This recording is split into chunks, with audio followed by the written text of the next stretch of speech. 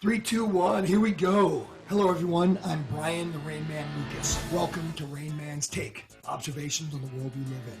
We're going to take a deeper dive into topics of interest to me, including politics, current events, history, popular culture, and social issues. You'll find the diversity of topics refreshing. In our clickbait, soundbite society, we rarely get the whole story. RAINMAN'S Take interviews interesting people as well as peeling back the onion on specific topics, all with the goal of getting people to think more deeply about a subject. Hey everybody, it's the Rain Man. Want to introduce my guest, Larry Cheese Colby. Cheese, how you doing today? I'm doing awesome. Good to see you, Brian. Oh man, it's great to see you as well. So Cheese, that's his call sign. This is another one of my very old friends from the Marine Corps days. I've known Cheese for, more than 20 years now. Larry is one of those Renaissance men. He had a long career, 28 years in the military, not only in the Marine Corps, but in the Air Force, flew multiple aircraft, did stints in DC, so he kind of knows the ins and outs of the politics of Washington, DC and the Pentagon. Oh, and then if that's not enough, after his military career, he goes out and writes 3 books under the writer Lawrence Colby, and we're going to talk a lot about those aviation thriller books. So I'm going to bounce back and forth between Larry and Cheese, primarily Cheese, just because it's a term of endearment. And looking forward to this, old friend. How you been? I'm doing good. Good. Thanks for having me on, Rain Man. It's awesome. Good to see you on camera. It's been a long time. Yes, it has. Yes, it has. So let's start from the beginning, my man. Why don't you, before we start to get into current Larry Colby, tell me a little bit about your background, and let's take it up to when you got in the Marine Corps, and then we'll go from there. Sure. I'll give you an executive summary.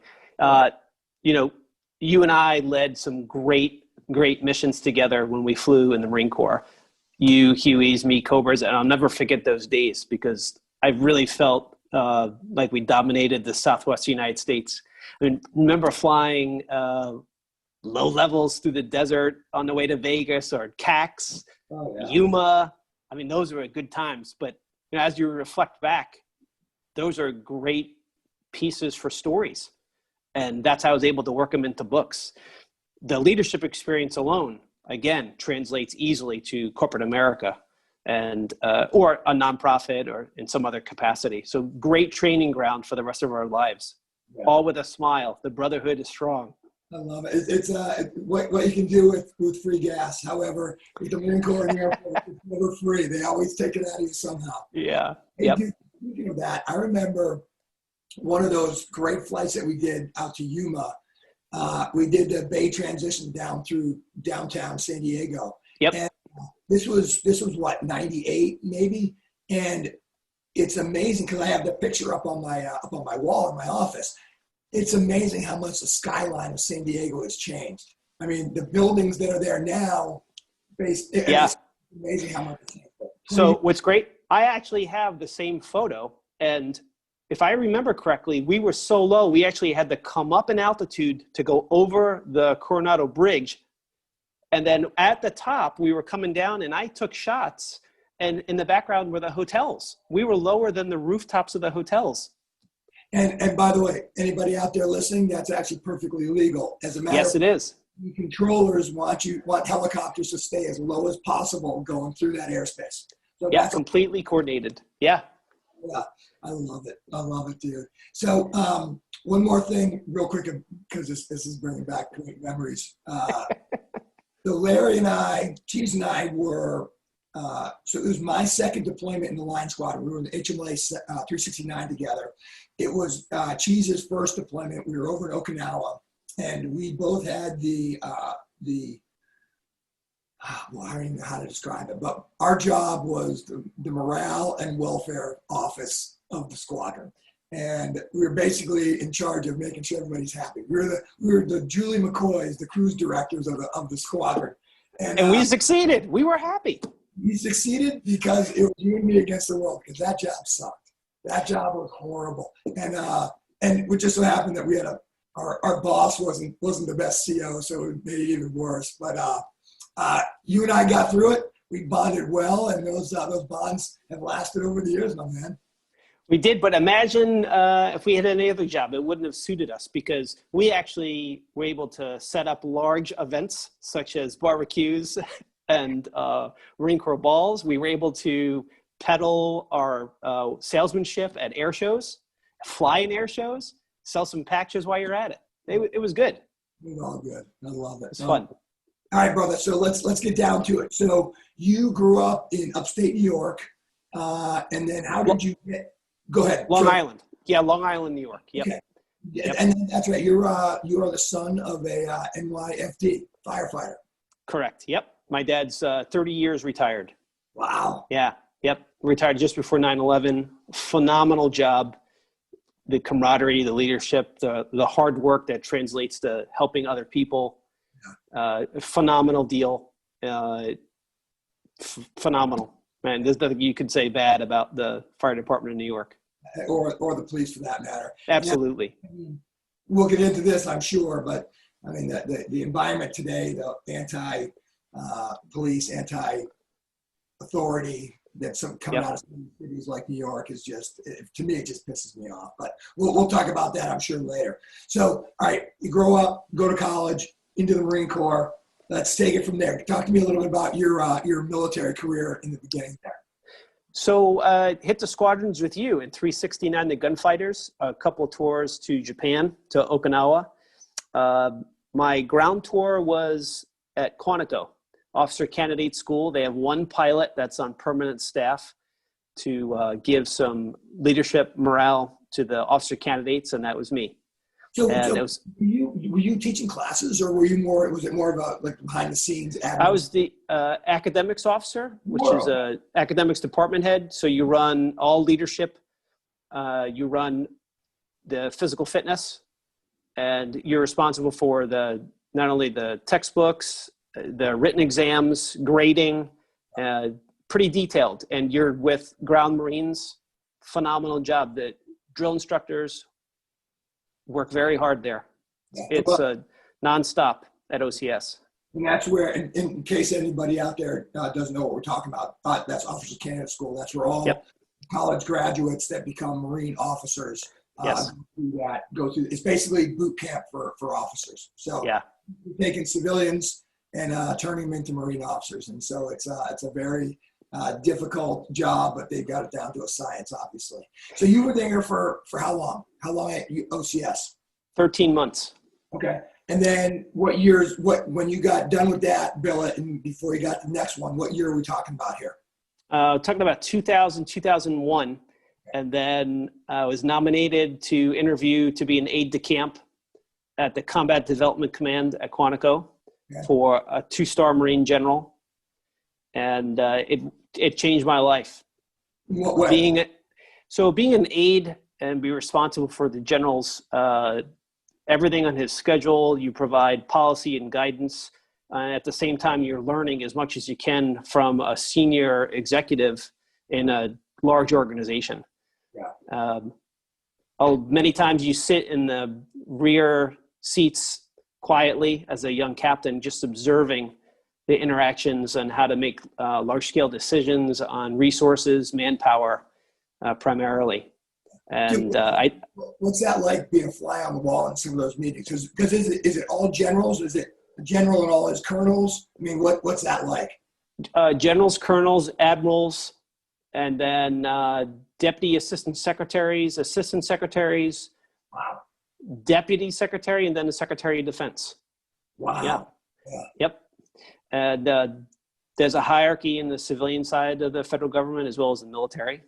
And a young captain just sits quietly in the back and observes most of the time. Yes, sir. Now, like a 24/7 job. I mean, were you it is all the time? All the time. And so, if anybody in your audience remembers the BlackBerry, that old device that we had, so you essentially have it all the time, and it's constantly going from Washington, from headquarters, Marine Corps, different things going on out in the world related to current events. And sometimes you'd have to call the general at odd times to inform him of different things. And I loved it. And I loved the general that I worked for. Now, did you do a lot of traveling? Like, did you guys travel all over the place together? We did. So I was responsible for either commercial or military air. And I would arrange for us to go to a destination A, B, or C, whatever we were doing, getting read-aheads and being knowledgeable on the topic. But I'll also say that it enabled me to take massive amounts of information, just like you did in flight school, and sift through the chaff of the stuff that's not important and get right down to business. And I still do that today in reading the newspaper. I'll spend about an hour a day going through a variety of news sources, left and right, to gain a perspective on a current event. Yeah. And that's important. Yeah, we're definitely going to talk about that because I feel excuse me. So what I love about this is a couple of the guys that we flew with, Chaka, one did HMS, and Ziggy was one of Bush's military aides. And just for a guy like me looking in from the outside, thinking about the experiences that you guys have had, I mean, you are right there. You are right there where the world's decisions are being made. And that's got to be fucking cool. Yeah. So what's interesting about it is it takes somebody young from the tactical environment where we all grew up, right through operational and into the strategic. And you're not expected to make any large scale decisions at that young age and experience level, but you have exposure. And so later on in life, you match up that exposure to your education, and you're able to function in this competitive environment at the 06, 07 plus level, meaning colonel or Navy captain and higher, because there's no defined answers to any of this stuff. It's all ambiguous. Yeah. And it obviously gets super political the higher up the chain you go. So I often work in politics into the books because sometimes if it's not Democrat or Republican politics, it's backroom politics. And certainly that goes on, no question, on nearly every Washington topic you can think of. All right. So now, where were you, or what was your billet? Were you with the general at 9/11, or were you still at Quantico? I was interviewing at Quantico right around the time of 9/11. So I was transitioning from OCS staff to general officer aide de camp. Gotcha. Yeah. So you hopped in there when things were just starting to go into fifth gear, just going overtime. Absolutely. And I still remember, if this is a story of interest, but I had never even been to the Pentagon before, because I was only a Marine Corps captain. And here I am responsible for getting the general to his destination at any moment in time. And I remember going into the building on Saturdays when no one was there with a cheat sheet, a card or a map with how to get around the building. And I would make fake office numbers up, and I'd be on one side of the building and pretend that I have to get to the other side. And I would time it out on a stopwatch because the general's time was important and I didn't want to get him lost. And so I'd figure out ways to navigate around the building while under construction, because this is after 9/11. Elevators out, staircases were blocked. So it was an adventurous time in the building. And if anybody, this is for everybody out there who doesn't know the Pentagon is an insane web of offices and hallways. I mean, it's incredible. Smitty gave me a tour a couple of years ago, and it's mind blowing if you've never been. I mean, it's an imposing building from the outside. When you get inside, you can get lost in that place, which is incredible. In a heartbeat. Absolutely. Yeah. Well, that's amazing, dude. So how long did you spend with the general then? That was a 12-month tour. Okay. And then I had gotten out of the Marine Corps and transferred to the Marine Corps Reserve, and the general retired. So we kind of left together, give or take a few months. Yeah. Now, do you still keep in touch with them, or is that relationship kind of gone? Oh, no, I keep in close contact with him because later on he became the undersecretary of defense underneath Secretaries Gates, Panetta, and Hagel. And I worked for him when he was a civilian, and I was later a lieutenant colonel. What years were those? That was 2010 to 2012. Right. So stop right there, brother. We're definitely going to hit on that. Yeah. Let's get back to, all right. So it's when did you go to Air Force flight school to transition over to the C-130? What years were those? In 2003. Okay. Yep. So you left the general, went into the Air Force, picked up C-130s, and then you did a couple tours in Iraq, Afghanistan. Talk to me a little bit about that. Yeah. So as you know, both of us flew fixed wing first in Navy pilot training, but we flew as Marines. Right. Well, the Air Force recognizes that first aircraft to T-34, which is now the T-6. Well, you just can't go from the T-34 directly to the C-130. You need an intermediate aircraft. And you and I used to remember the King Air for the Navy, Marine Corps, Coast Guard side out of Corpus Christi. But now they've done joint flight training. And in joint flight training, they send folks like myself and a few other acquaintances of ours. And you do T1 business jet training. And then you eventually get to the C-130. Gotcha. So we spent 6 months flying business jets in Enid, Oklahoma, Vance Air Force Base. With Chachi and with Reverend, who are two other guys that we. That's right. We did. Fun times. Yeah, and Chachi's now an airline pilot, which he is. Yes. Quick tangent. We know a lot of guys who we flew with that are now airline pilots. I still to this day have never come across one flying. Like, hop on an airplane that has one of my buddies as a pilot, and I cannot wait for that day. Have you come across anybody? I have not. No. Yeah. Anyway, so all right, so you pick up C-130s, which for anybody out there that doesn't know, they're big transport aircraft, four propeller engine transports that most the Air Force and the Marine Corps fly. And then that took you over to the Middle East. Talk a little bit about your few years that you spent over there. Sure. So I flew full-time as a reservist with the Niagara Falls Squadron, the 914th Air Wing. Loved it up there. A tremendous group of pilots and air crew, navigator, flight engineer, and loadmasters to handle the Herc. And the aircraft deploys wherever you want it to. It's got plenty of gas, and you can haul a tremendous amount in the back of the bird.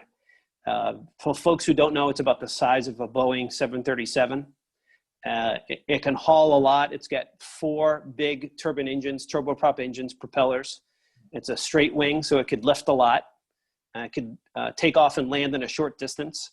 And certainly during the War on Terror, we flew in a lot of different countries in Africa, the Middle East, and Europe, just transporting troops around, other government organizations, beans, bullets, and Band-Aids, and sometimes a lot of folks who gave their final sacrifice for their final flight home. We did a lot of flights like that, unfortunately, but certainly we were proud to do it. Yeah. I'll tell you, I'll never forget this, that after my second deployment in Iraq, leaving Al Taqaddum, we had an Air Force C-130 come get us. They flew us into Kuwait. And I'll never forget, we're loading everybody up, my stick, which was, 60, 70 people. I'm in the back with everybody, just kind of helping get everybody in. And at the very end, for whatever reason, I'm standing next to one of the pilots. And as I'm watching all this stuff go in, the guy's like, "Hey, dude, you want to come up front?" And I was like, "Sure." So I flew from TQ to Kuwait in one of the jump seats in the back of the cockpit. And it was just awesome, dude. It was so to be up there. And it was just one of those random things. So it was cool. I think when you're on the ground, it's probably on your first flight, is when you really realize the difference between smaller aircraft or helicopters and a large aircraft, because you're a couple stories up and then you forget about how far back the aircraft goes. And it's no different than when we flew Cobras and Hueys, where you strap the aircraft onto your back and you have to think like you're a large object in height and length. Like a big backpack. And if you think about it like that, then you understand the magnitude of the size of the bird. Yeah. And as anybody can attest to that, who's ever flown in a big commercial aircraft, when you watch a thing kind of back out and taxi around. I mean, that's pretty wild. So it's funny. We actually brought the C-130 into an airport in a certain country overseas, and we actually pulled it into the gate. And then we got out in our flight suits and went into the terminal building, and we were there with all the passengers. And so you'd have all the commercial aircraft lined up, painted in all their different colors, and then our aircraft, which is funny to see. I hope you have a personal picture of that hanging in your office, because that would be really, it's like, well, that just reminds me, we were just on a flight last weekend, and we're sitting in the terminal getting ready to load up, and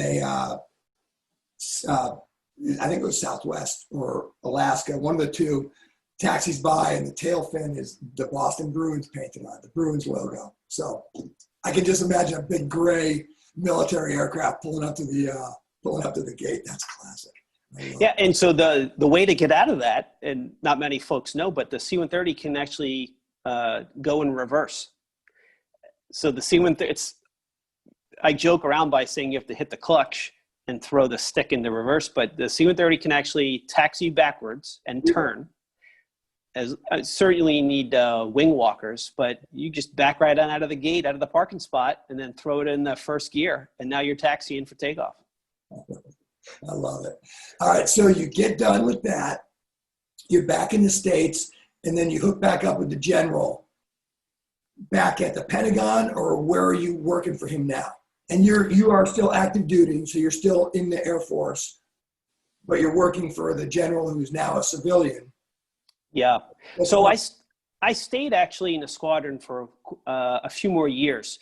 So the Air Force Reserve has so much work to do that if you are available in your personal life, you can make it a full-time job. There's always something to be moved. And Air Force Reserve has a lot of capabilities, and one of them is moving cargo. So even stateside, a lot of cargo needs to be moved from location A to B. And so I was able to fly for years up at the Niagara Air Base with the 914th. And then I eventually came down to DC on a set of Air Force Reserve orders full-time and worked for the secretary. Wow. And so at that point with the secretary, what was your job for him? What were you like his military assistant? Yeah. So there's 5 undersecretaries of defense that report to the secretary. So the first secretary of defense was Gates, and underneath him in a typical organizational chart of 5 undersecretaries. And I worked for the Undersecretary of Defense for Personnel and Readiness, P&R. And on his staff and his front office are a number of civilian and military folks. I was an 05 or a lieutenant colonel at the time. And I was there with 3 other officers from Navy and Air Force, reporting to a Navy 06. Okay. And that was the senior military assistant.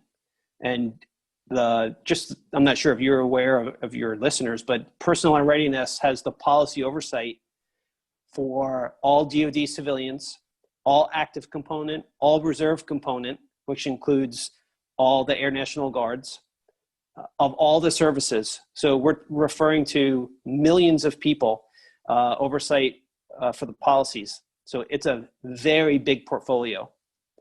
And I'm not a human resources expert. Yeah. So my learning curve was straight up. I had a lot to learn. And you were with him for how long? 2 years. Okay. 2 years. And so that's like 2010 to 2012? That's right. Okay, so that was kind of the end of Bush. Now we're starting into Obama. It's the Obama administration with Secretary Gates. That's right. Yep. And then he had retired, and Secretary Panetta came on board, and then he had left his position, and then Secretary Chuck Hagel.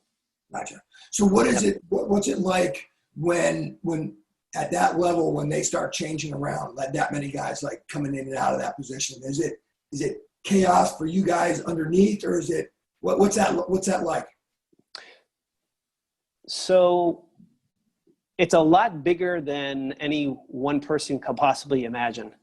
The topics are really heavyweight, and they range from reviewing Medal of Honor packages to determine if someone should be recommended for the medal. Don't ask, don't tell. Medical and TRICARE for Earth. Activating different reserve units, such as yours. Yeah. All that flows through personnel and readiness. And there's a team of experts that gets together and tackles all those topics. Subject matter experts in manpower that just conquer some of those policy issues and write up drafts for the administration, whoever's in charge.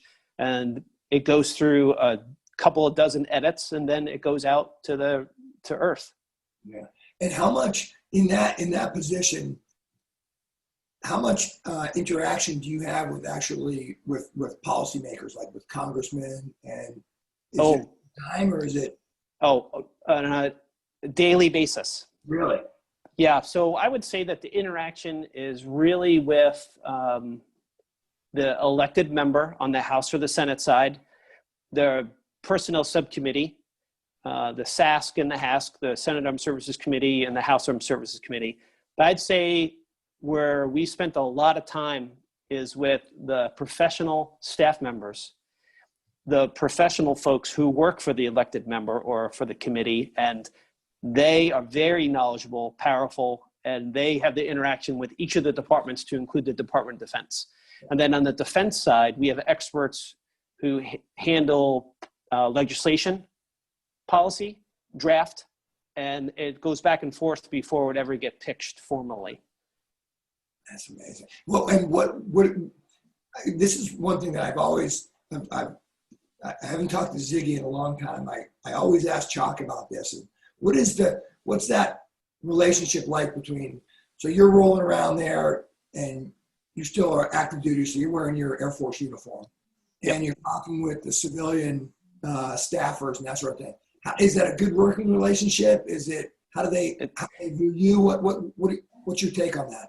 It's excellent. So what's interesting about it is they know that you're part of someone's staff. Yeah. They might not know who, but they know that you're supposed to be there. They know that you're probably in the know and knowledgeable on the topics. And so they really don't care about rank, because I would often be working with 3 stars about facilitating a certain topic. And at the time I'm a 05, I mean, I'm sure that they cared, but they didn't look down on somebody because they were only a certain rank or only a lieutenant colonel. And so if information needed to be relayed, some type of a policy or correspondence package needed to be edited or talked about, I mean, rank certainly has its privileges, but it wasn't an obstacle. Yeah, interesting. And I'm sure that you've probably made some very good friends and contacts with some of those people in the political realm there. Has that helped you in terms of the books? Because I imagine that a lot of yes, it's fiction, but it's all based on experience. It is based upon experience. I often like to joke around that say I changed the names to protect the guilty, but there's no one person in the book that was a bad apple that reminds me of Secretary so-and-so or some assistant somewhere. There's no way I would do that. But I don't keep in contact with that many folks, only because I don't want it to be superficial and sound like I'm selling snake oil. So if it's a legitimate relationship that I still have and kept up, then great. But I would never call Secretary so-and-so to try to sell them some books or some other type of a widget just because they're in an influential position still. That's just not what you're there for or the relationship is about. Well, that's good to hear, because you're obviously a good man. I've known you for a long time.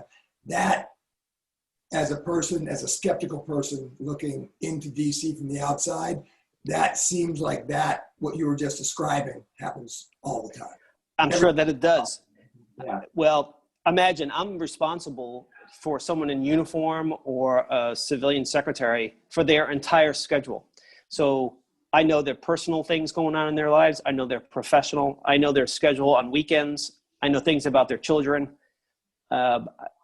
You need to take care of a lot of different things for this staff, this person, this family. And I think it would be abusive, especially for folks who write books after they get out. Nonfiction books about their time in some building in Washington. There's no way I would do that.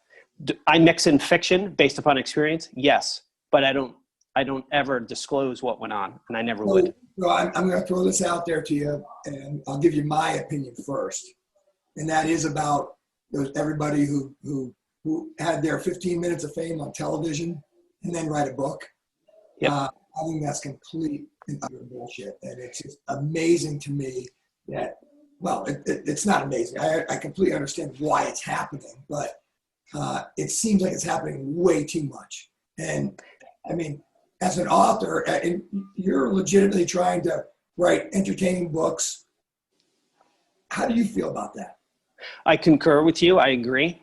I think you could get your message across in writing articles in some of the professional publications. I'll just say Marine Corps Gazette or Proceedings as an example.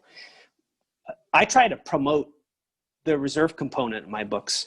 If I'm going to promote anything, it should be young wrench turners who are in 120-degree heat trying to fix an engine so that we can go fly it. As you're well aware, because you wore the uniform, the reserve component folks are citizens out in the community. They have complete careers out in the professional world. And then on the side, whether at night or weekends, they decide to jump into their uniform and serve their country.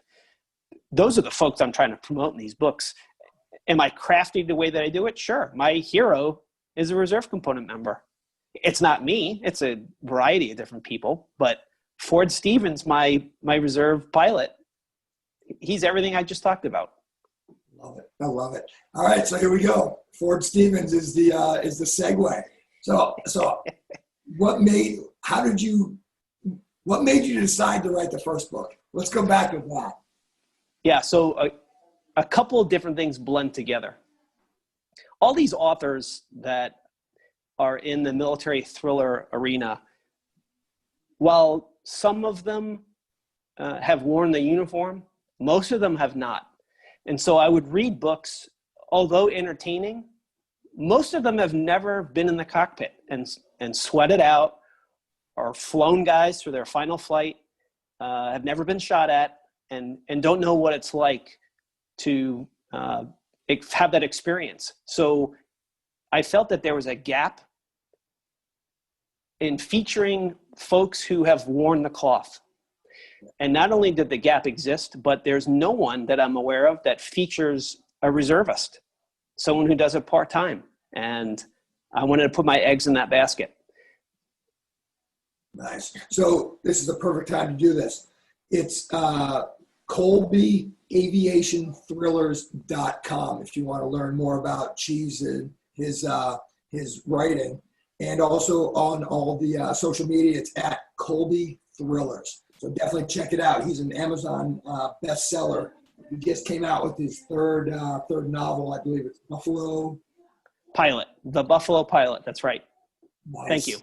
You're welcome, brother. It's my pleasure. So all right, so you see there's a niche. So we're talking about for the military thriller authors out there, you got obviously Clancy, you got Dean Koontz that used to write a couple of the aviation ones. And even with all those out there, you still felt that there was a niche that you could attack. So there are, absolutely. Continue. Yeah. So tell me about that then. Yeah, so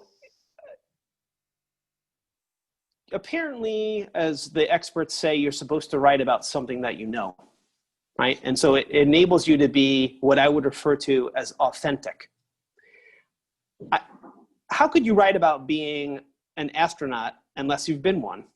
How can you write about being in combat unless you've experienced it? And so that is the viewpoint that I took.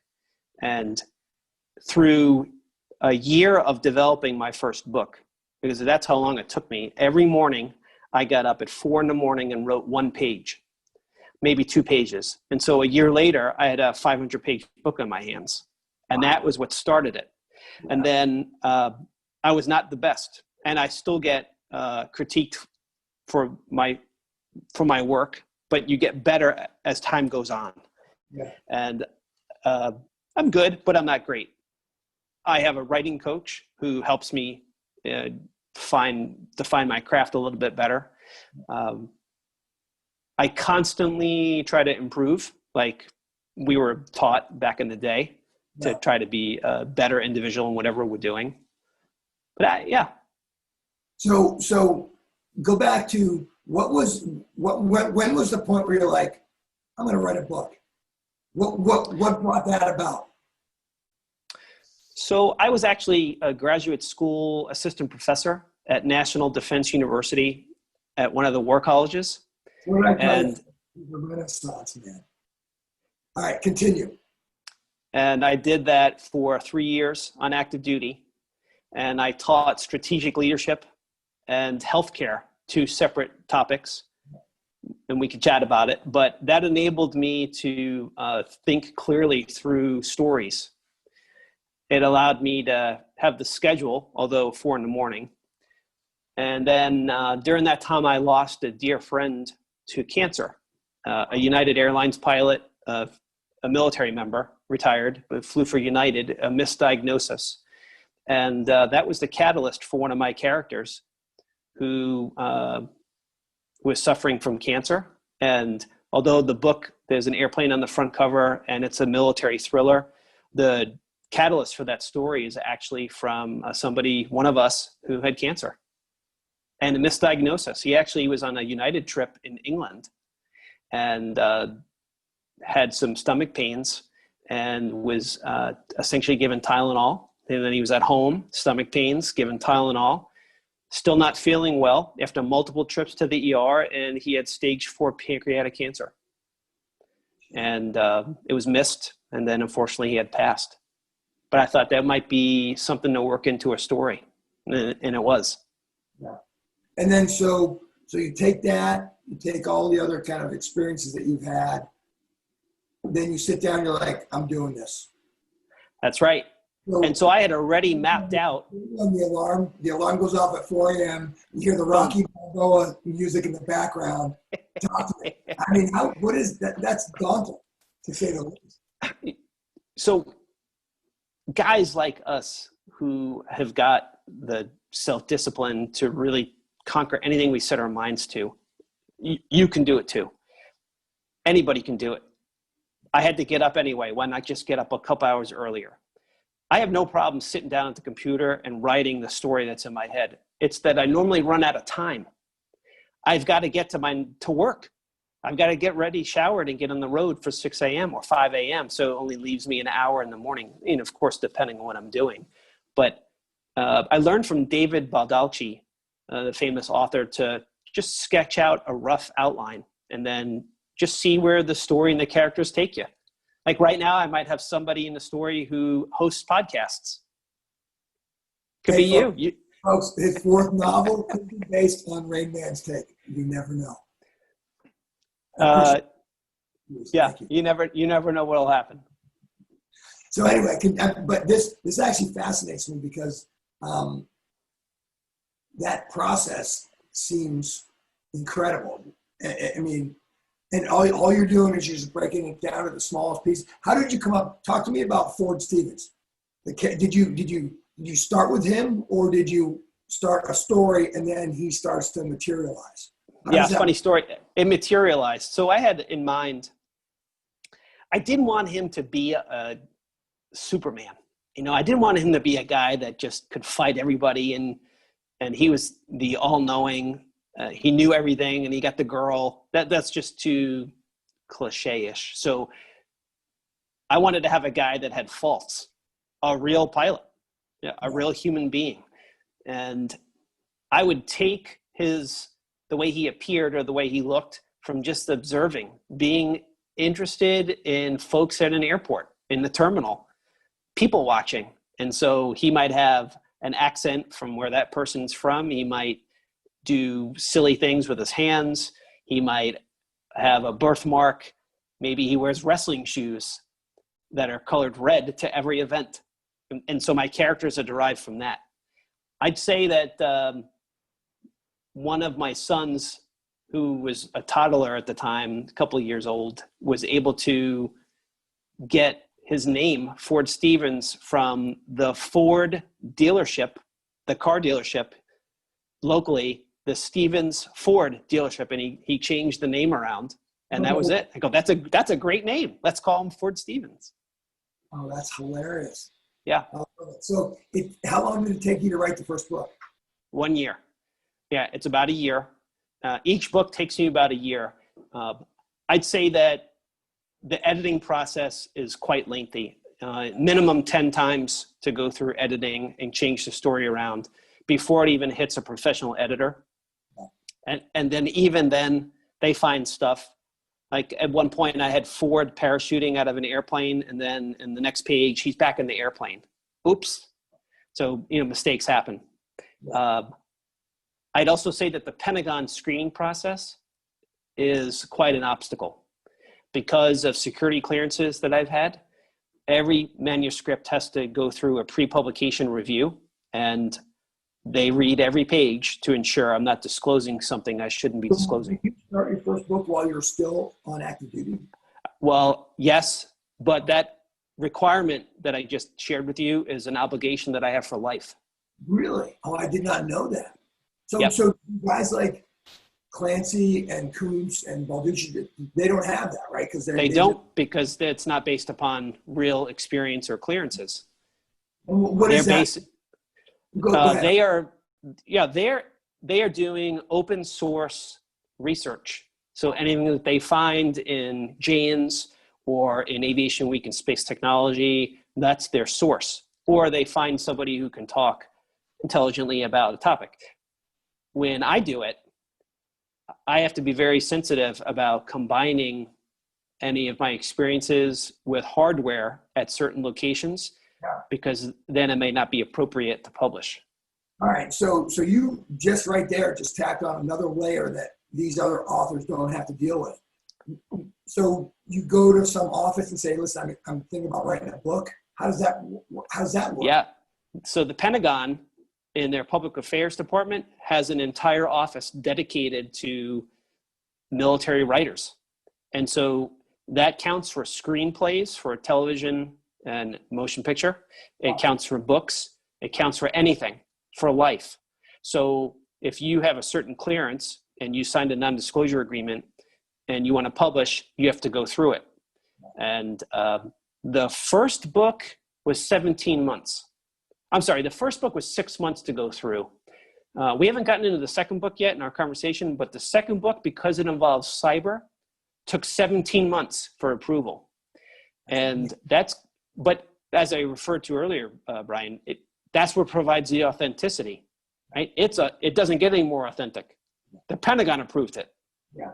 And are they is that office or that department, those people that are running that, are they pretty cool? Are they pretty helpful? Or is it more like you got to just get through that wall? Or is it more like, hey, we want you to do this, but just make sure it fits within this channel? What was that relationship? Am I on camera still? Ooh, I have a bad connection. Hey, real quick, while he was scrolling that last comment, again, it's Colby, aviationthrillers.com, on all social media at Colby Thrillers. Larry Cheese Colby. Love it, brother. Yeah. Let's get back into that group. How is it working with them? It's good. Actually, they are very, they're bombarded with manuscripts, right? So I'm nobody special. I just get in line and wait. That's the first thing.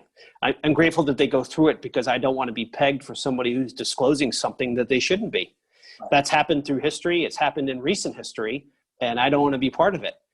If you guys and girls at the Pentagon say to take something out, okay, I'll take it out. And that's happened plenty of times through my books. I feel that it's not, I feel that it's appropriate to put in there. They say it's not, okay, and I change the story. It's not an obstacle. It just takes a while. As an aside from that, like all these books that have come out recently, these I'm going to go ahead and call them hit pieces. Do those people, they obviously don't have to deal with anything. I mean, they're just throwing it out there. Somebody's paying for it to be published, and then if it sticks, right? I mean, they don't have a mark against them with the State Department or the government that says they can't write another book, or do they? So I'm not going to name any authors, but there is one retired pilot I'm aware of who published the book and threatened to publish it anyway if he didn't get his approval and what he felt was a good timeline. Right. I'm not going to threaten anybody. Frankly, if I have to wait 17 months, so be it. I'm not going to be happy about it. I'll tell you that. Yeah. Because readers want to publish the book. I want to publish the book. They want to know what's going to happen with Ford. I want to publish it, but now you want to know. You're 3 books into it, brother. Apparently they want to know. They love it. So, hey, and again, tell me as much as you think you can about that guy who threatened to publish it anyway. Yeah. Really? So I'm not going to, again, say who it is, but I know that the Pentagon had come back and say, very publicly, you have an obligation here. Yeah. You shouldn't be doing this, and you shouldn't be doing it. Yeah. So who are you to threaten the federal government? I don't want that. And I mean, you and I know to push the edge of the envelope, whether flying or through bureaucracy, but when it comes to something like that, just let it go. Just let it go. You'll be all right. Have an ulterior motive or another agenda, then. Yeah, that's right. And I don't get involved with that. I don't get involved with politics in any of my books. A lot of authors might make some political statements. I find that my readers, right down to the high school level, are interested in the story, not necessarily politics, left or right. So I play it down the middle. Gotcha. All right, so let's get into it. Let's get into the story. So why is he so attractive to people from anywhere from high school to pilots? I mean, you go on your website and it's pictures of, the book on Kindle in a cockpit. What's so attractive about Ford and the stories in your mind? So I like to mix in a lot of different aspects of society. I already shared with you of how I'll pluck out some characteristics of characters from the airport terminal. Well, it also has a lot to do with things I read in the newspaper, mostly related about humanistic stories about one little boy saves another from a lake. Wow, that's very heroic of that kid. Or something current events in any administration, but this one has got some unique stories going. Yeah. Capitol Hill always has unique stories, and I'll pluck that out. And I'll insert them into all my characters, and the readers relate to some of that. And I'll also say that my guys also have some faults. They're not always the superhero. They, I don't want to ruin it for anybody, any of your listeners, but I have one character who's an alcoholic. You got to buy the book, folks. You got to buy the book. All right, continue.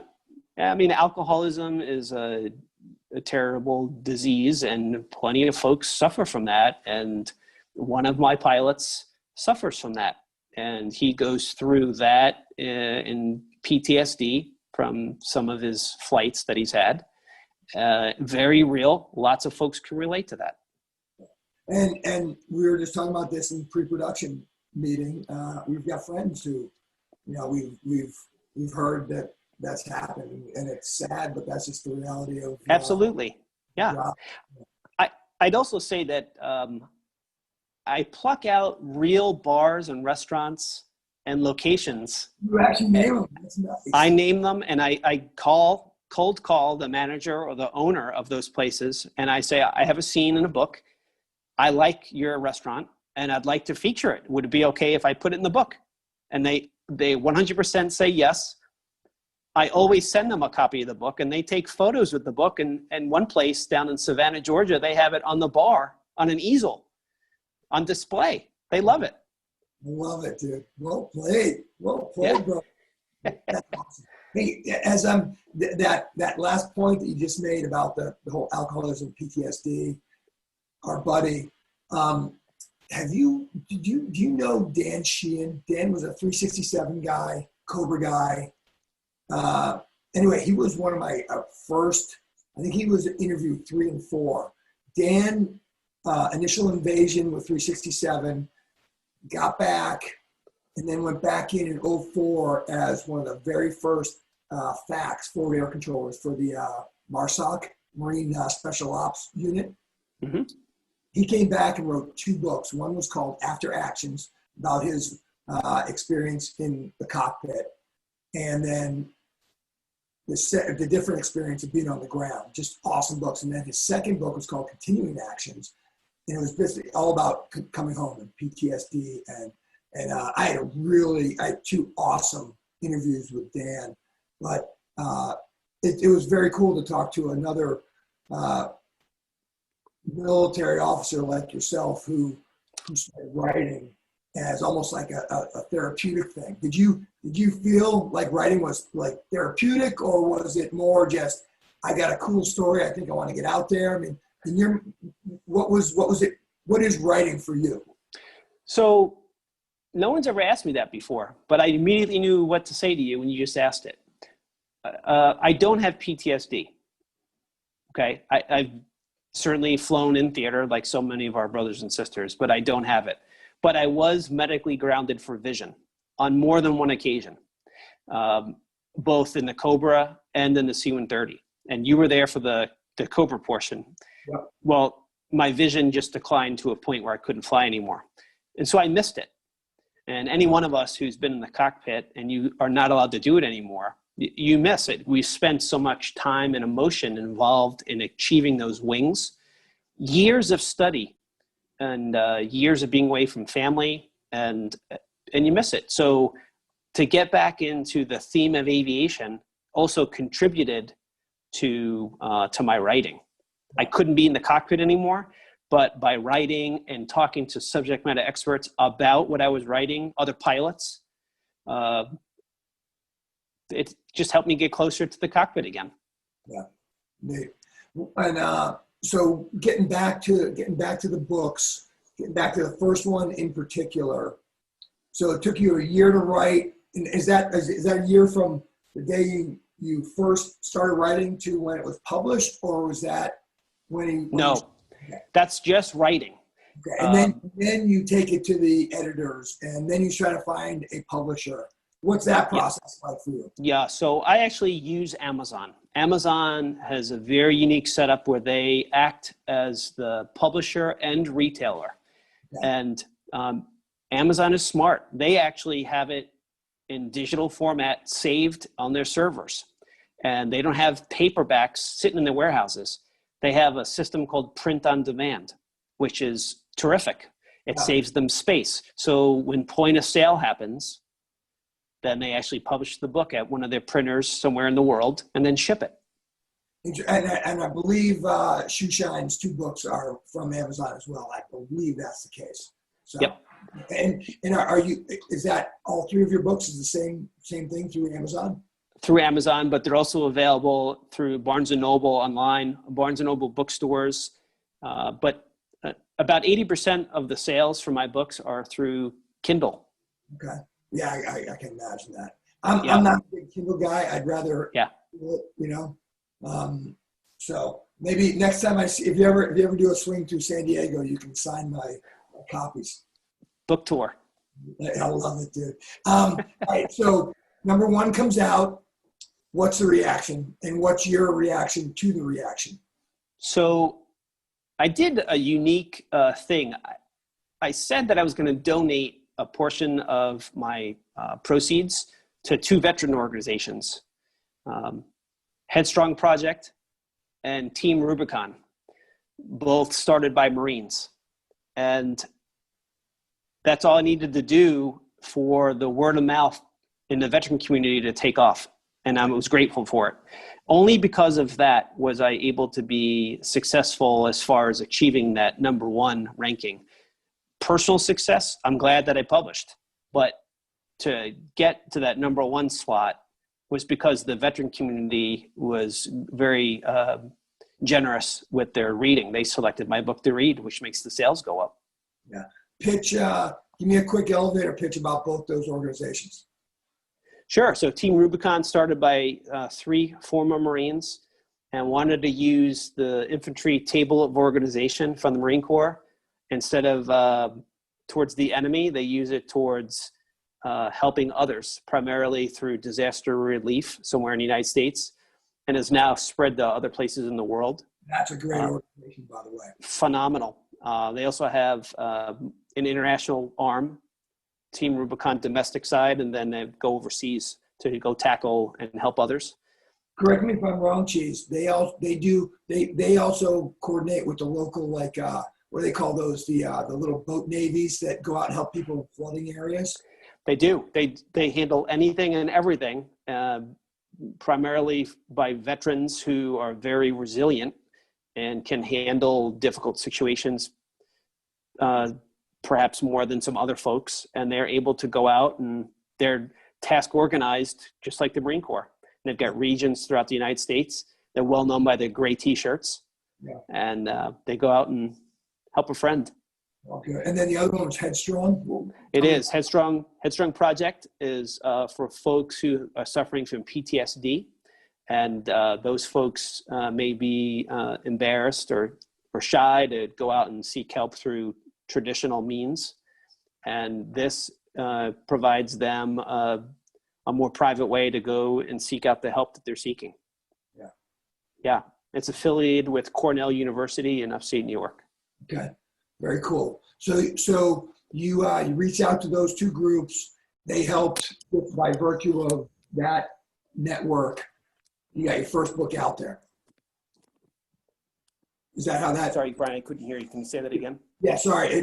So you get your first book. You promote it. You help kind of promote it through those 2 organizations, and that gets the ball rolling.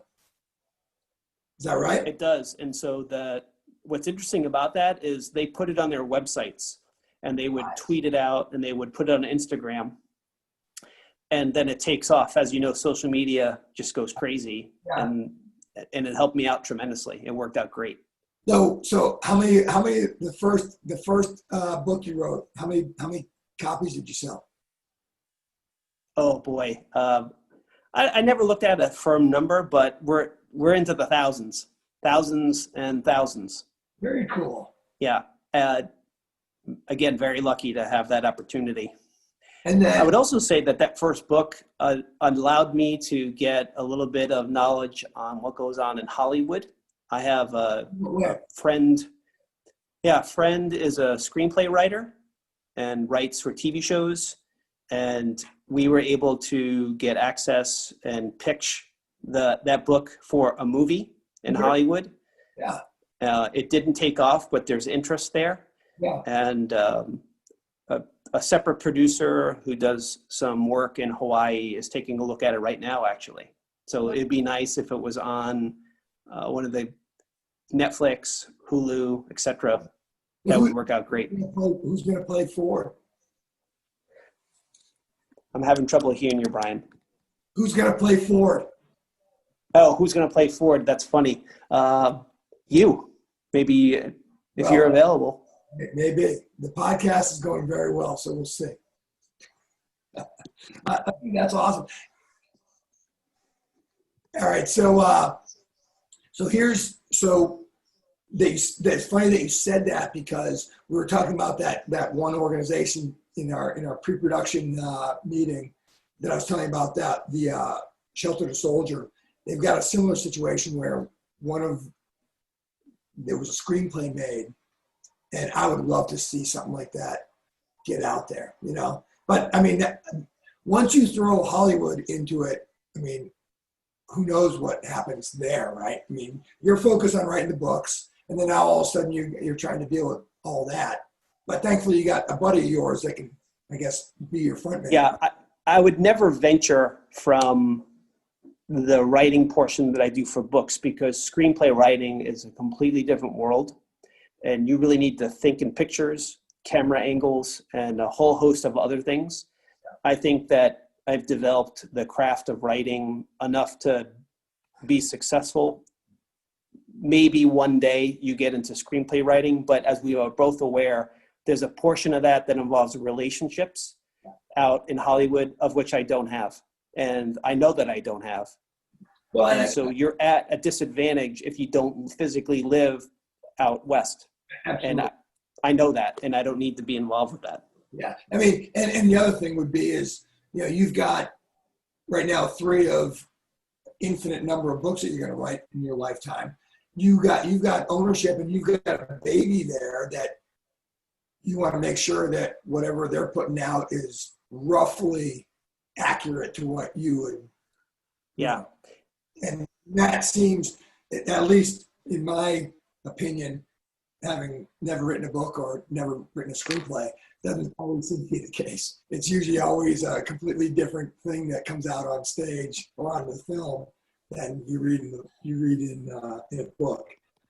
All right, so number 1 comes out.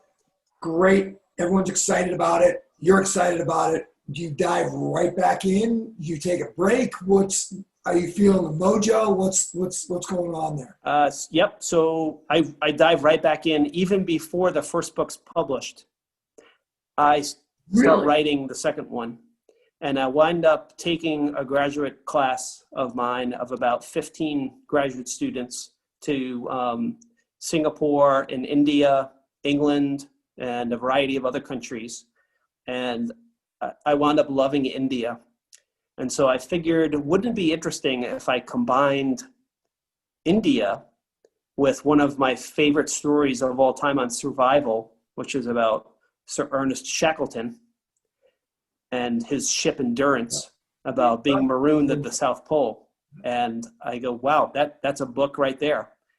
And if I combine that with reading a Homeland Security story about a passenger able to tap into the flight deck through illegal cyber means and manipulate the flight controls, I said, wow, that's a story. I cannot believe a flight deck is that vulnerable, which it is.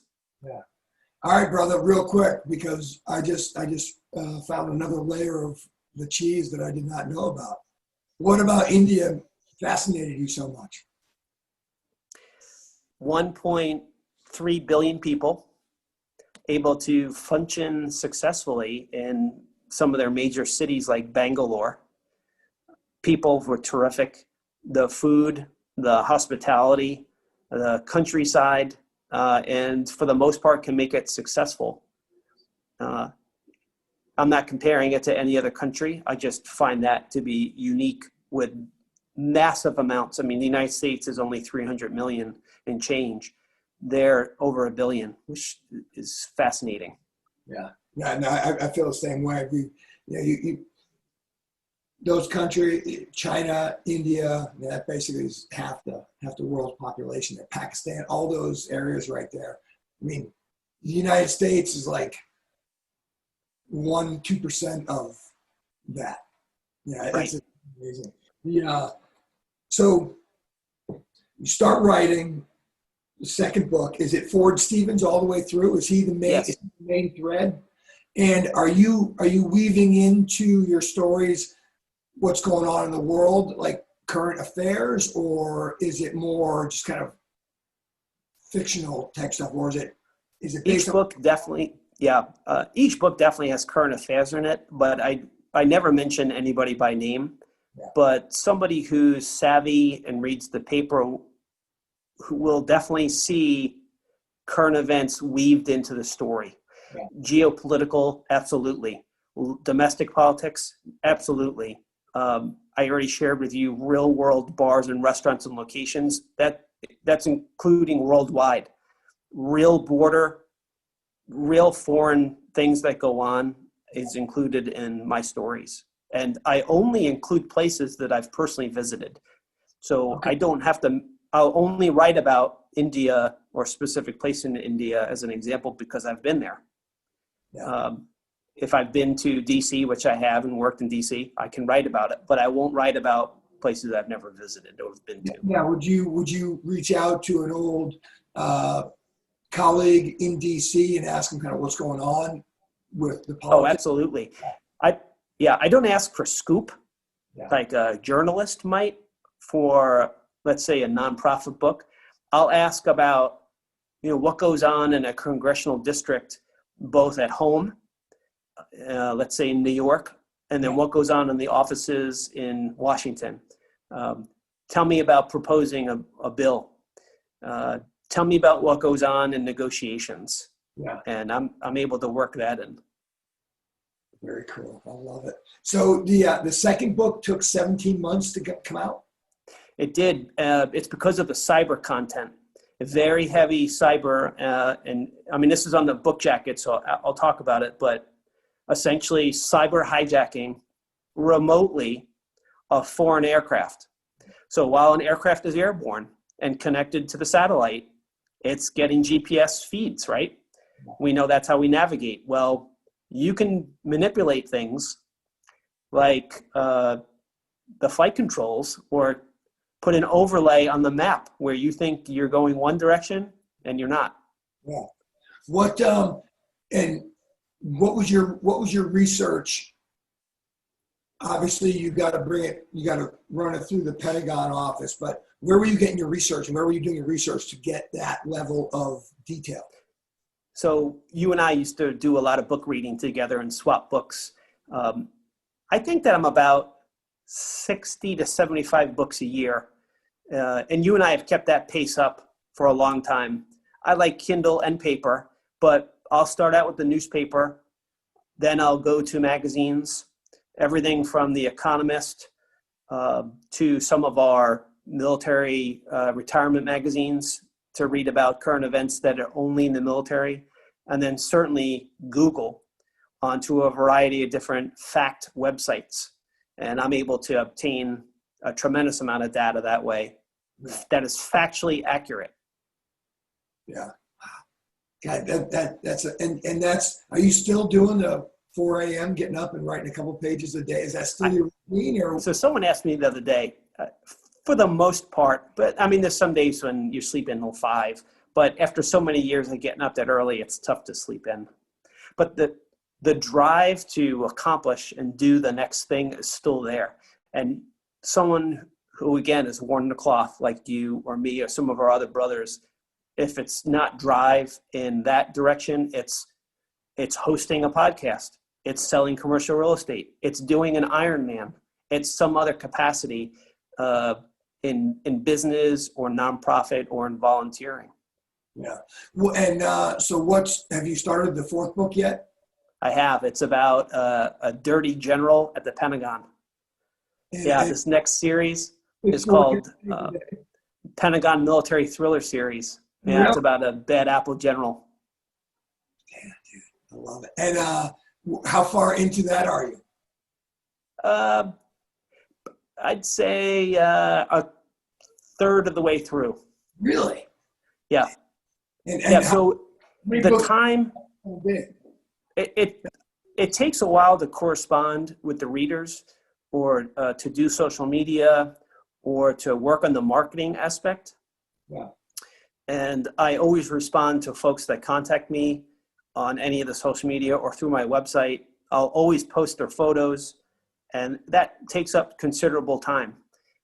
Sometimes I'll develop a relationship over email with somebody because they were so moved by one of the characters. One person comes to mind about a woman who lost her father to cancer, and she was very moved by the character because it made her think of him. Yeah. And so let's talk about that a little bit. So let's talk about so you got the 2 books out.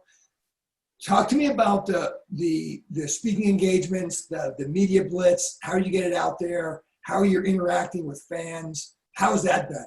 Yeah, it's fantastic. So I'd say, just like I had mentioned earlier, first, the fans are very proactive.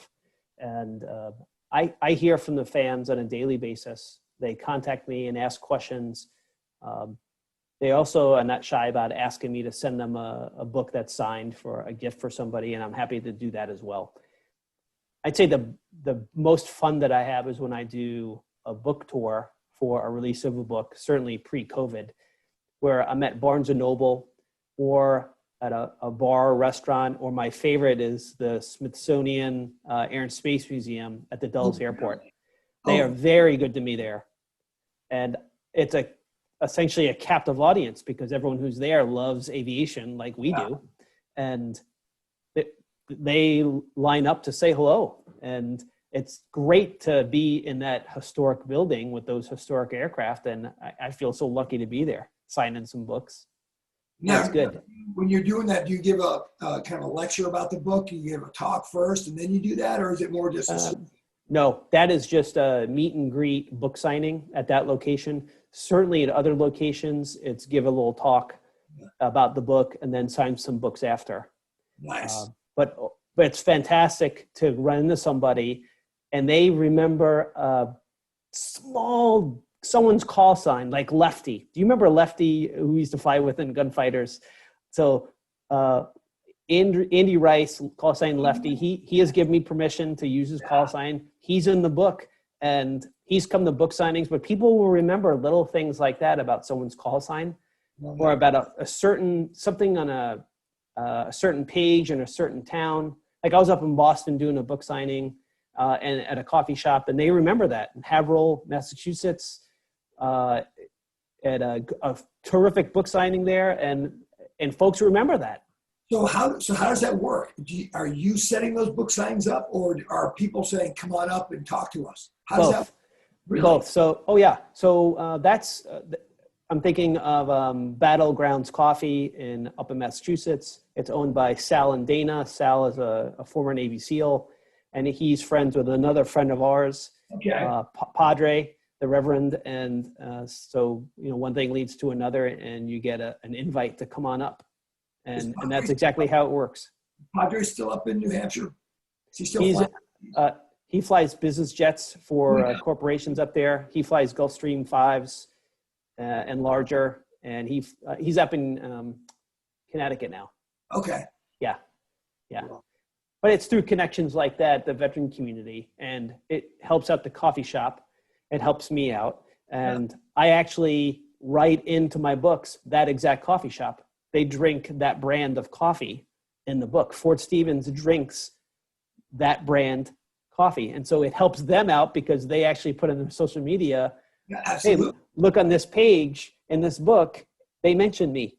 Cross marketing. I love it. Yeah. Love it. So I'm talking with Larry Cheese Colby, ColbyAviationThrillers.com, at Colby Thrillers. Cheese is an old friend of mine, and we are having a blast talking about this. I love it, dude. So now it sounds like you're pretty, loyal is not the right word, but it seems to be working for you, going through the Amazon. What does it take to get into like the main publishers to really get like the big amounts of books out there? Is that something that you're interested in, or is it just like right now you got a good niche going, or what's the goal moving forward? So certainly I think it's everything's negotiable, right? If I was to leave Amazon and go to one of the big 5 publishing houses, certainly I would entertain the offer. I think by me working directly with Amazon from a business point of view, you cut out the middleman. Yeah. And so they act as the publisher and the retailer. And that's a very unique business philosophy. Now, we both talked about this throughout our whole lives. I'm a big fan of small business. I love veteran-owned small businesses. Yeah. If there was a publishing house owned by a veteran, or a veteran became a book agent, then I would certainly consider that. That gives me an understanding about they help me out, and certainly I'm helping them out. Yeah. Yeah, interesting. So now you obviously got a day job while you're writing. What are you doing nowadays? Are you still kind of involved in DC, or I don't want to say on camera. Gotcha. All right. Yeah. Oh, the intrigue. The intrigue. I love it. Without saying what you do, does that kind of come into play with some of your books or no? So I don't necessarily mention who I work for, but certainly the aspect of what I've done in the past and what I do is in the arena of national security. Gotcha. So that adds the special credibility that I keep referring to about being an authentic writer. Yeah. Because I've lived it and I know what goes on in Washington, I'm able to write about it. And so that it comes off as being real, because it is. I love it. I love it. So when do you think number 4 is going to be ready to go? What's your timeline? I'd say it's probably a solid year.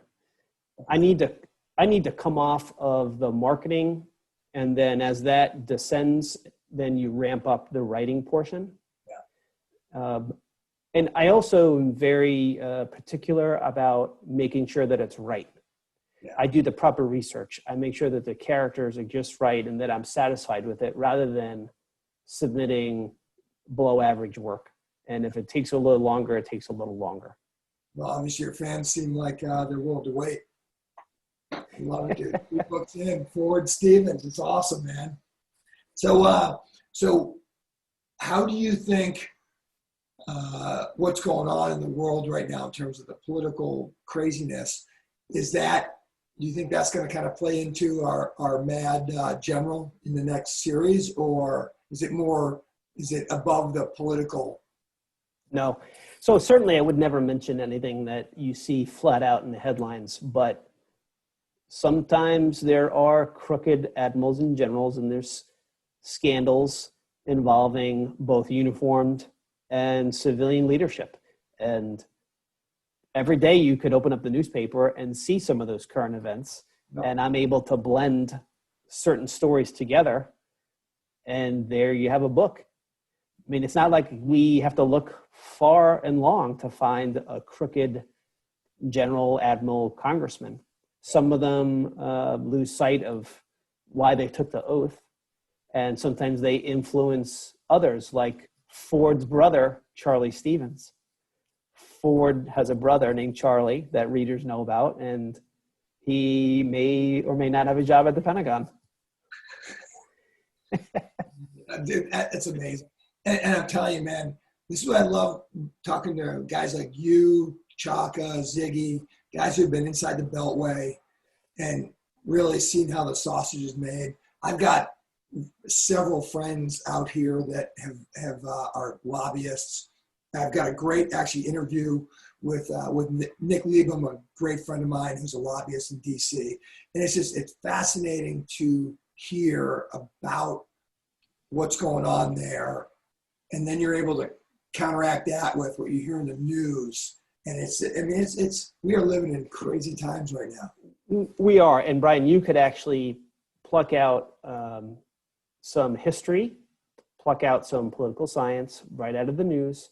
And if you put in a little special sauce on money and power with politics, you get yourself a book. And I mean, frankly, I've said it before in this chat, you could do it too. Because people sometimes bend at money, they collapse to power, and they make decisions that they shouldn't be because they're blind loyalty, and that's a story. Yeah. Interesting, man. I love it. So I got one more question to ask you, and then you'll probably chop this one off because I definitely want to have you back on. There's a lot more. Thank you. The writing coach that you said you had, what is he helping you do? Yeah. Like somebody who's just out there who thinks they've got a book, they're writing, what does a writing coach help you do? Yeah. So first, I would never pay for somebody who promises some young author that they're going to make you a best-selling author. It doesn't work like that. Okay. It's you develop on your own, and then they help get you to, let's say, the next level. And I'll recommend to you and listeners, I actually have it right here in front of me, Stephen King's On Writing. It's his only nonfiction book. And it's How to Be a Better Writer. Stephen King, the horror writer. He writes about how to write. On Writing by Stephen King. And when you read this multiple times, it helps you develop your craft. Right? Only then of practicing for hours on end, whether it's the 10,000 hours that we read about in other books, then you become a better individual in whatever you're doing. For me, it's writing. And I still need help. And that coach specifically will look at a introductory chapter and say, you shouldn't probably start it like this. I recommend you consider starting it like that. Or you need some more detail here in this area. You didn't mention anything about the setting or the weather, whether you're inside or outside, whether they describe the aircraft fire more. What does the person smell? Is he nervous? Is he sweating? People yelling in the back. And that's where they get you to like, oh my God, I didn't even think about that. And that's why that person's there. Yeah. Man, dude, I'll eventually I'll talk to you offline about this. I had a couple of years ago, I had an idea of a book, and I kind of went through the little bit of at least a start of it. And that was daunting enough. So someday over a glass of whiskey, you and I will talk about that. When you're rich and famous as an author. Stop. Well, that playwright. Think about it like this. You do 1 page a day. At the end of the month, you probably have 2 chapters. Easily. Do 2 pages a day. You get 60 pages. That's more than most people will do. And I think you could. So give me this. So you're roughly an hour a day, wake up at 4 a.m. What about when you're on vacation with the family? Do you stop for a little bit, or are you? No. Really? Laptop's out. I'm writing no matter what. And if I'm not typing it out, I'm actually writing it out in a leather-bound book. Yeah. And I'll be taking notes about stuff. I think you have to be curious about what's going on around you. And if you are curious, just about observing, you're able to pick up a tremendous amount. Then if you talk to experts about whatever field it is, then you're going to gain that much. It's just like this podcast.